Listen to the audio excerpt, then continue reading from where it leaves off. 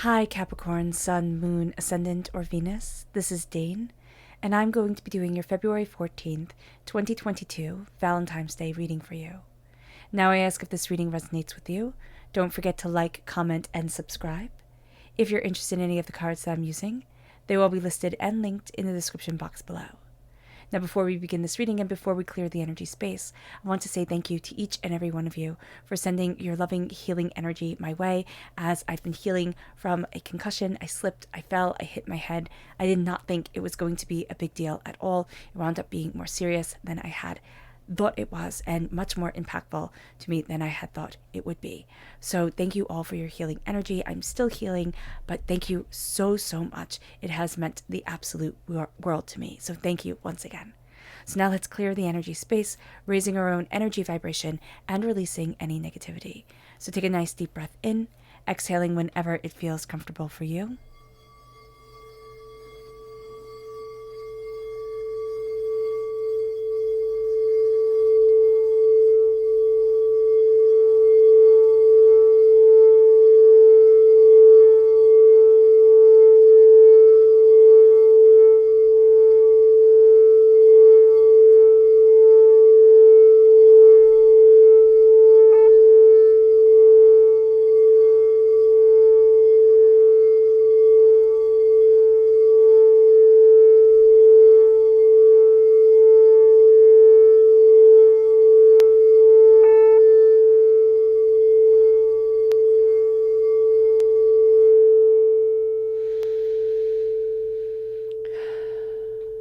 Releasing all negativity from the body like storm clouds, letting yourself feel calm, centered, and at peace as we enter into this safe and loving space.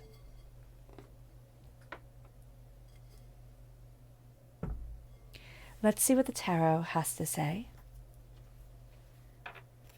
Capricorn, February 14th, 2022, Capricorn. Angels and spirit guides, show me clearly. Guide this reading and show me clearly. Angels and spirit guides, show me clearly.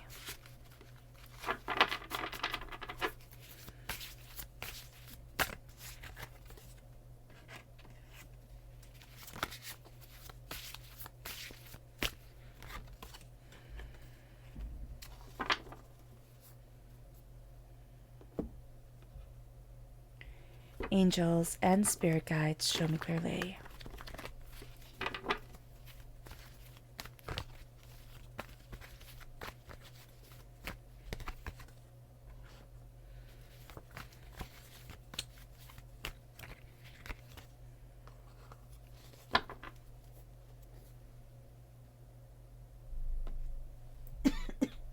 Excuse me. Angels and spirit guides, show me clearly.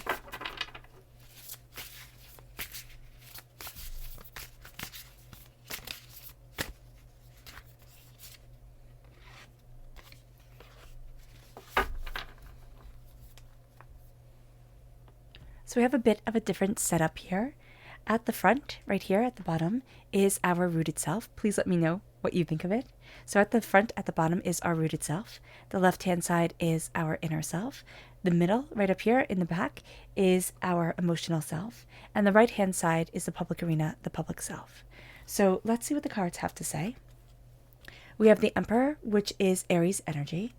And we have the Empress. Oh my gosh, Capricorn, I love this. You have a soulmate connection, true love connection right here at your root. There is powerful love here to be embraced. It's the sacred masculine. It's the sacred feminine coming forward. It is the power couple of the tarot coming forward. And so this is really quite extraordinary. Then we have in our inner selves. Also, if we have Aries within our natal chart, it's coming through very powerfully at our root. Then in our inner self, we have the Hangman and the Sun, another two major arcana cards. So this is going to be quite a powerful day. The Hangman is we're seeing things differently than we have seen them before.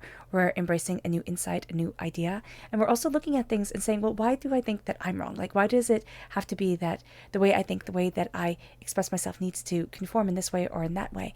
Why cannot I let myself shine? And that's what the Sun is really saying here. Let yourself shine. The Sun is also the happiest card in the whole entire tarot. And so there's a brilliance, there's a beauty to us that needs to move forward. And that as we're looking at the way that we're thinking, as we're looking at this day that is synonymous and surrounded in love for, you know, the fact that it's marked this on our calendars, and we've been celebrating Valentine's Day since we were little kids in, you know, in school, and the years upon years of this day being synonymous with love has this day in the heart being so impacted on this day. Well, now this is for whether we're single or whether we've been in relationships for 30, 40 years. It does not matter. What matters is as we connect with our heart and with ourselves, as we see ourselves move forward more and more, and what that connection with the heart, what that connection with our emotions means for us on this day. It moves us to our emotional self, which is the Knight of Cups, water sign energy, Pisces, Scorpio, Cancer. So if we have water sign energy within our natal chart, it comes through very powerfully here at our heart. But there's also this sense with the Eight of Swords that as we're moving forward, it's like, okay, but I'm still trapped. Like, I'm trapped in my own mind. I'm trapped in the expectations of others. I'm trapped in this certain way of thinking or having to think, or, you know, wanting to kind of like fit in or conform or be this certain ideal of what I should be, you know, even this idea of what we have in our head of what we should be. And now here we're saying, Capricorn, but this is me, you know, this is me, and I get to accept and love myself, you know, warts and all quirks and all. And so that's a powerful thing as we move forward as the warriors of our hearts, as the warriors of our emotions and our loves and ourselves. And it moves us to our public arena self. And it's the King of Wands, and it's the Six of Swords. The King of Wands, fire sign energy, Aries, Leo, Sagittarius, amplifying the fire sign energy at our root with Aries. And if we're born on the cusp with Sagittarius, amplifying that. But we're going to see here that our fire and our passion is very much, you know, a part of us during this time when we're taking our knowledge, we're taking what we desire, and we are moving forward to something new, to something unknown, to something more suited, more in line with who we are, with where it is that we want to be. It moves us to our energy to be mindful of. Angels and spirit guides show me clearly. And this is the Princess of Swords, air sign energy, Gemini, Libra, Aquarius. We're being told to be mindful of the immaturity of the mind, of the immaturity of words, not falling prey to or victim of other people's short-sightedness, or even our own short-sightedness in what we love and what we want and what we need and how to express our hearts and our passions and ourselves. And that becomes a very powerful thing for us on this day, to be able to embrace what we love and who we are, to be able to express it and not sit there and fall into childishness, you know, fall into pettiness. It's going to be very important. Like, if we need love or if we need things to be recognized, to say that to our partners, like, okay, this day is important to me, so we need to, you know, make time for it, or this is important to me, we need to make time for it. So often we think that the person that we love, or when we're in a relationship, that they'll just know.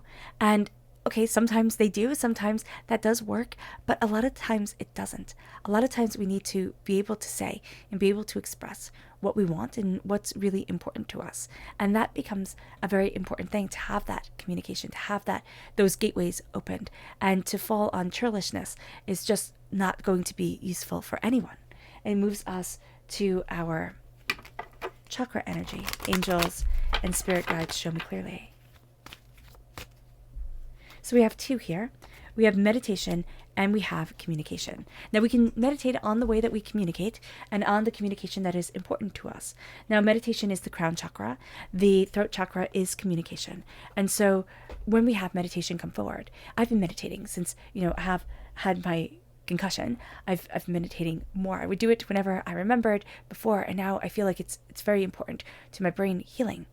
And so here, connecting with the heart and the mind and really stepping into our energy of being present, of being in the moment, of putting aside the phones, putting aside the distractions, and being in the presence now is going to be very important. Now, we can do movement meditation. That is what I do. I forget its name. It starts with an M. And if you Google hand movement meditation, it'll come up. but it's the sense of being in the now and not letting our thoughts, just carry us off. There's the analogy of the kitten chasing the rat, and the kitten will always have itself distracted by chasing the rat, and that's what we are with our own thoughts. We are distracted by having to chase those thoughts and not being in the here and the now. And it moves us to communication. It moves us to our third chakra, where we need to communicate thoughtfully and mindfully with one another. That communication is so much more than just the words that we say. It is the intentions that we have. It is the body language that we have. It is showing up and being present for ourselves and being able to even communicate with ourselves or what we want and what we need. And so that's going to be very powerful for us here at Capricorn. It moves us. Let's do it like this. There we go. It moves us to the astrology for this time. And the astrology for the 14th of February is that we have the waxing gibbous moon in Leo. And when the moon is waxing, it is progressing towards being full, which means that the energy around us is focusing on completion of our goals, completion of what it is that we desire, and how we are progressing forward in our lives. So we wanted to take action. We have the Emperor at our root. We're wanting to take action. We have the King of Wands in our public arena self. We have the Knight at our heart.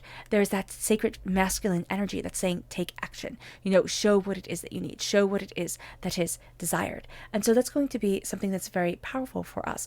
Also, as an earth sign energy, as a down to earth person, we're going to see that action is a very good way of changing how we move forward, right?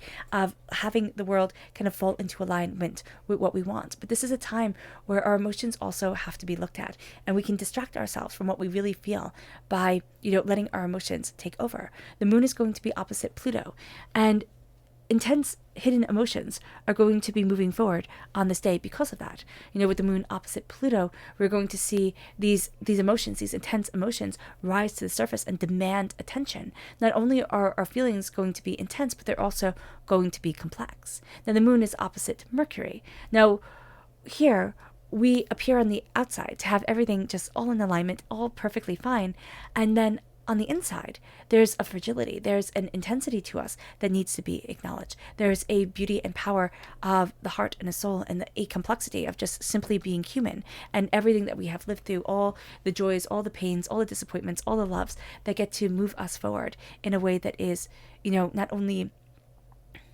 powerful, but at times it can be shocking to us. It's like, oh, I needed to acknowledge this, or oh, I had such a strong reaction to this. Why? And it's going to be a time where we start to look at things and be like, oh, okay, those were the coping mechanisms I was having, or that's what I was trying to do to make everything feel better or seem better at the time. So just being aware of this is going to be very powerful and very impactful for us. At our root, we have the King and Queen, the Emperor and the Empress of the Tarot coming forward. And the Emperor is the fire sign energy, Aries energy. Aries is the god of war, get things done, look at the bigger picture, be practical, be in the present. The Empress is pregnant with the possibilities of the future, pregnant with our creativity and our dreams and our desires for how we want to move forward in the now, but also how we are nurturing our presence and our present in this world. And so here, there is going to be a duality, a conflict at times of energy that comes forward. I'm going to do, and yet I'm going to nurture. I'm going to demand, and yet I'm going to, care and see how it becomes. And this is going to be something that we need to come to peace with at this time. That we need to come to peace with the duality of our own personality. We need to fall into a harmony with not only nurturing what it is that we love and want, but also moving forward towards action to obtain what we love and what we want. On this day where it's all about the heart, where emotions come forward, we have this beautiful connection. Now, if we're in a relationship, this means that we can connect absolutely spectacularly with our partner. If we're not in a relationship, this means that we can start to connect spectacularly with ourselves. And if we are in a relationship and we want to connect with who it is that we are and what it is that we want, this is a beautiful time to do that, to say, what is it that I want from my sensuality, from myself, from my expression, from my wants, from my needs. And this is just for all of us at this time. And we're going to start seeing power here come forward, and it leads us to looking at things quite differently than we have before with the Hangman. We're going to be seeing things differently. We're going to be seeing ourselves differently. It leads us to the sun. It leads us to beauty and prosperity and power and happiness and a radiance that gets to shine. Now, will people try to distinguish or extinguish that light? Absolutely. Do we have to, claim that light and say, I'm going to shine? I'm going to move forward. This is powerful, important, and brilliant for me? Absolutely. And so with the Hangman, we start to see what we love and what we want and what we value within our lives with more openness and more honesty. And that lets brilliance and radiance shine forward.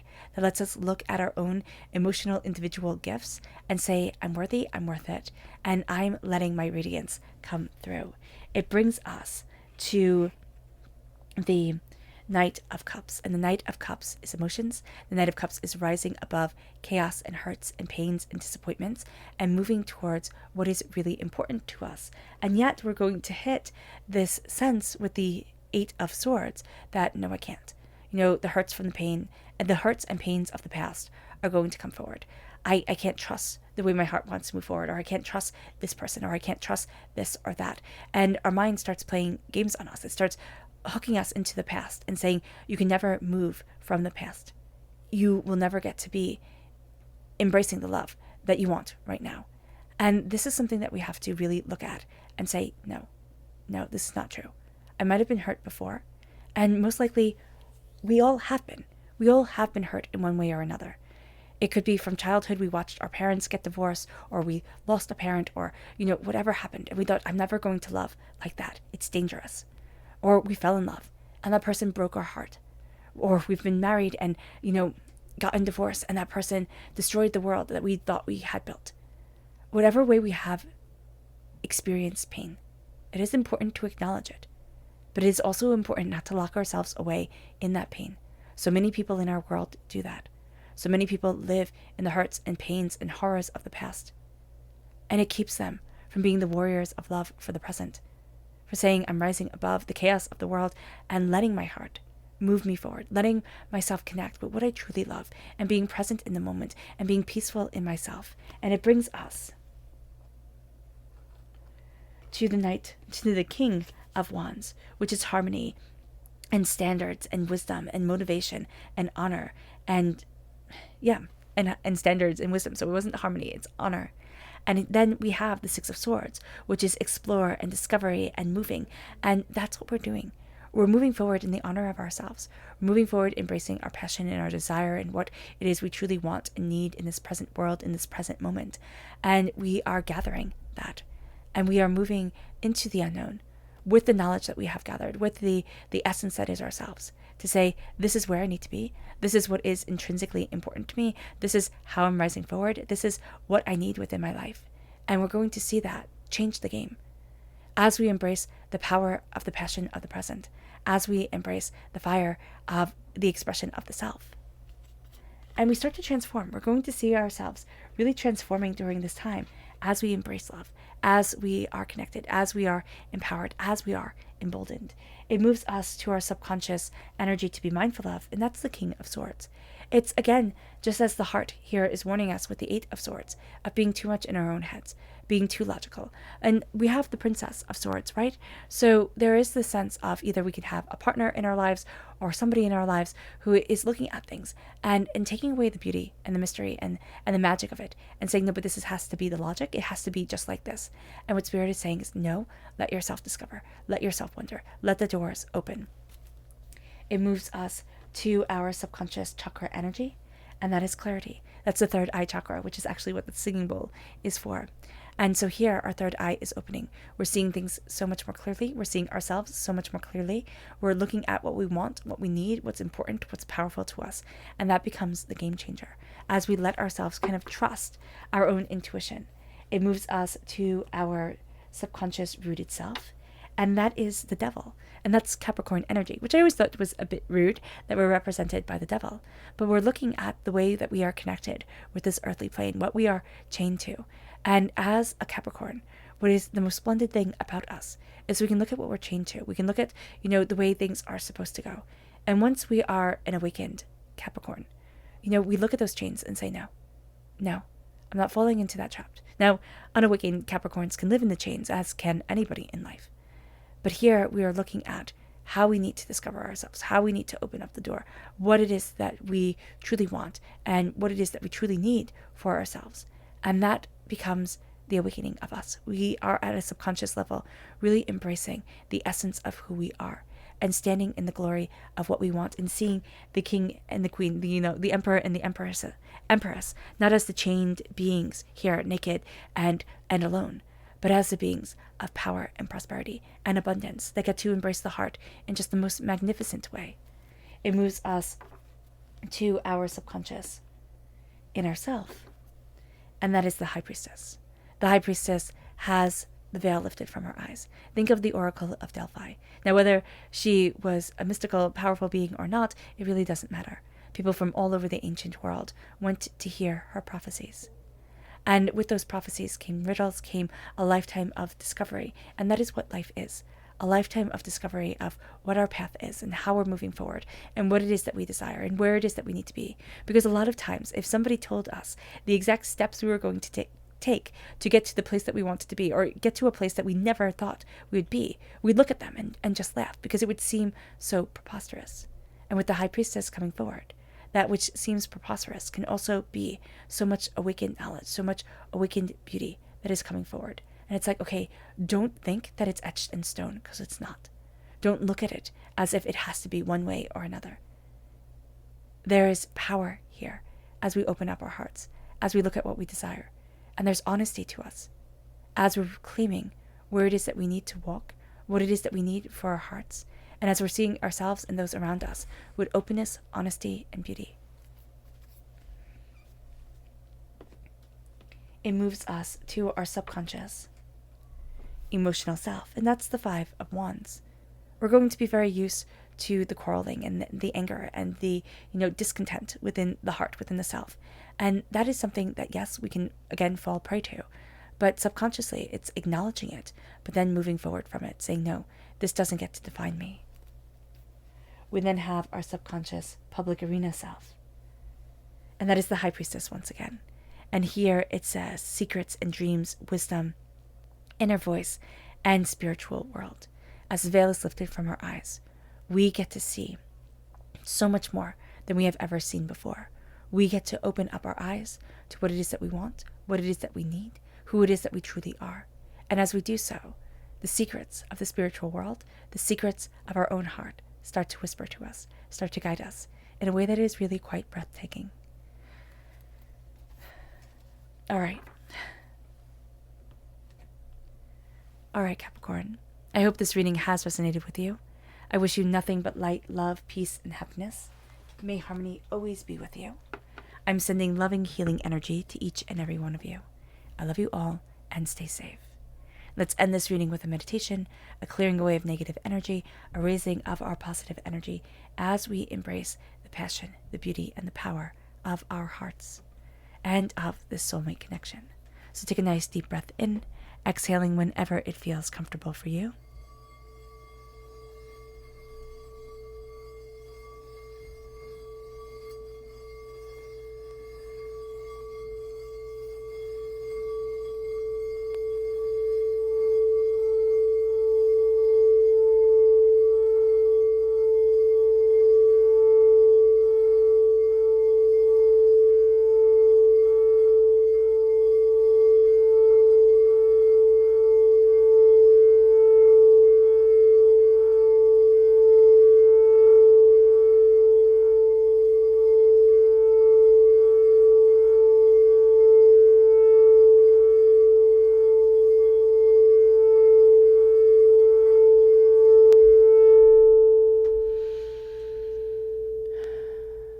May you move forward in peace and in harmony, Capricorn, and may you have a blessed Valentine's Day.